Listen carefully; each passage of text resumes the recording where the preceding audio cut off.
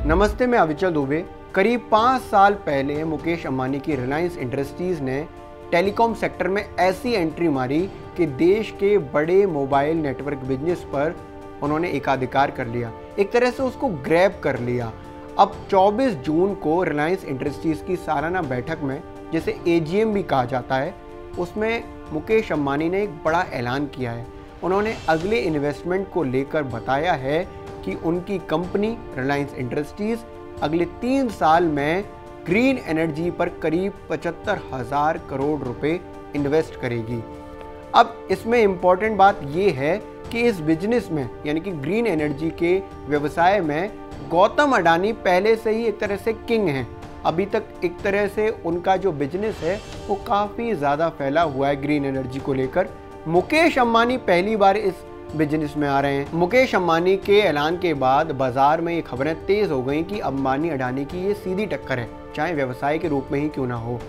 आखिर ऐसा क्यों कहा जा रहा है? मुकेश अंबानी और गौतम अडानी के जो दूसरे बिजनेस हैं वो मोटे तौर पर क्या हैं, वो हम आपको बताएंगे। सबसे पहले आपको ये भी जानना ज़रूरी होगा कि आखिर ग्रीन एनर्जी क्या है, इससे कितनी ज़्यादा एनर्जी प्रोड्यूस होती है, अगले दशक में इसका कितना बड़ा नेटवर्क होने जा रहा है, आपके लिए ये कितनी ज़्यादा फ़ायदेमंद है। लेकिन सबसे पहले आप बेसिक्स में ये समझिए कि ग्रीन एनर्जी होती क्या है। तो ग्रीन एनर्जी ऐसी एनर्जी है जिसमें नेचुरल रिसोर्सेज का प्रयोग किया जाता है, यानी कि हवा, पानी, धूप से बनने वाली एनर्जी।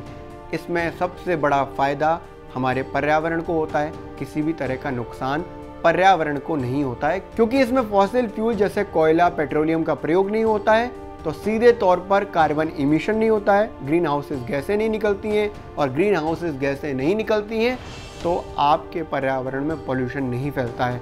इसीलिए ग्रीन एनर्जी को लगातार प्रमोट किया जाता है। अब मैं आपको आसानी से ये बताता हूँ कि क्या ग्रीन एनर्जी से हमारे जो एनर्जी कंजप्शन है, यानी कि इलेक्ट्रिसिटी का प्रयोग है, वो पूरा किया जा सकता है, या फिर जिस तरह से हम आगे के टारगेट बना रहे हैं उसे हम अचीव कर पाएंगे। भारत ने 2022 तक 175 गीगावाट रिन्यूएबल एनर्जी यानी कि ग्रीन एनर्जी का टारगेट रखा है, और ये टारगेट 2030 तक 450 गीगावाट का है। भारत अभी करीब 100 गीगावाट ग्रीन एनर्जी प्रोड्यूस करता है, लेकिन 2030 तक का टारगेट काफ़ी बड़ा है। लेकिन भारत की अभी टोटल एनर्जी कंजप्शन की बात की जाए, यानी कि हम कितनी इलेक्ट्रिसिटी का प्रयोग करते हैं, तो करीब करीब 400 गीगावाट एनर्जी कंज्यूम करते हैं हम।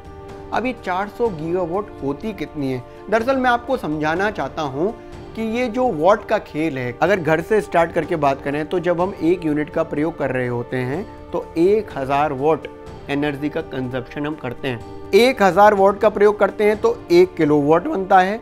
1000 किलोवाट से 1 मेगावाट, और 1000 मेगावाट से 1 गीगावाट। अब आप ये समझिए कि 1 मेगावाट और 1 गीगावाट में कितनी ज़्यादा एनर्जी होती है। तो 1 मेगावाट आर का मतलब यानी कि 1 मेगावाट 1 घंटे में यदि एनर्जी प्रोड्यूस हो रही है। अगर 1 गीगावाट की बात करें तो मोटे तौर पर 10 लाख घरों में बिजली दी जा सकती है, यानी कि कई बड़ी सिटीज़ में हम जो बिजली की खपत है उसको पूरा कर सकते हैं। ये काफ़ी ज़्यादा बिजली होती है। तो इस हिसाब से जो मुकेश अंबानी का प्लान है 2030 तक 100 गीगावाट बिजली प्रोड्यूस करने का, ग्रीन एनर्जी प्रोड्यूस करने का, उससे बहुत ज़्यादा फायदा होने वाला है। मोटे तौर पर अगर देखें तो रिलायंस इंडस्ट्रीज़ जामनगर में 60,000 करोड़ की लागत से 5000 एकड़ में धीरू भाई Ambani green energy giga complex बनाएगी। ये दुनिया के सबसे बड़े ग्रीन एनर्जी प्रोडक्शन सेंटर्स में से एक होगा। ग्रीन एनर्जी में अगले 3 सालों में जो रिलायंस इंडस्ट्रीज़ का जो इन्वेस्टमेंट है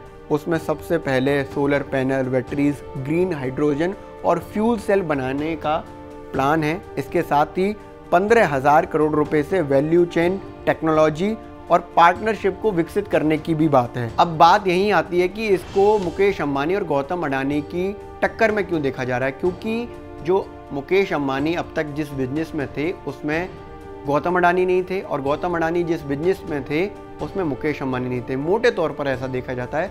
मुकेश अंबानी का अब तक का जो बिजनेस है उसमें पेट्रोकेमिकल्स, टेलीकॉम और रिटेल सेक्टर है। गौतम अडानी का जो अब तक का बिजनेस है उसमें रियल एस्टेट, इंफ्रास्ट्रक्चर, यूटिलिटी और ग्रीन एनर्जी है। दरअसल 2020 की जुलाई में अडानी ग्रुप ने ग्रीन एनर्जी के लिए दुनिया का सबसे बड़ा पावर प्रोजेक्ट लगाने का कॉन्ट्रैक्ट भी हासिल किया था। कंपनी ने इस कॉन्ट्रैक्ट को हासिल करने के लिए 45,000 करोड़ से ज्यादा की बोली लगाई थी। इसके साथ ही अडानी ग्रीन एनर्जी का जो मार्केट कैप है वो करीब 1.25 लाख करोड़ का है। अडानी ग्रुप का फ्रांस की टोटल एनर्जी से भी कॉन्ट्रैक्ट है। इसके साथ ही 2025 तक 25 गीगावाट सोलर एनर्जी बनाने का प्लान अडानी ग्रुप का है।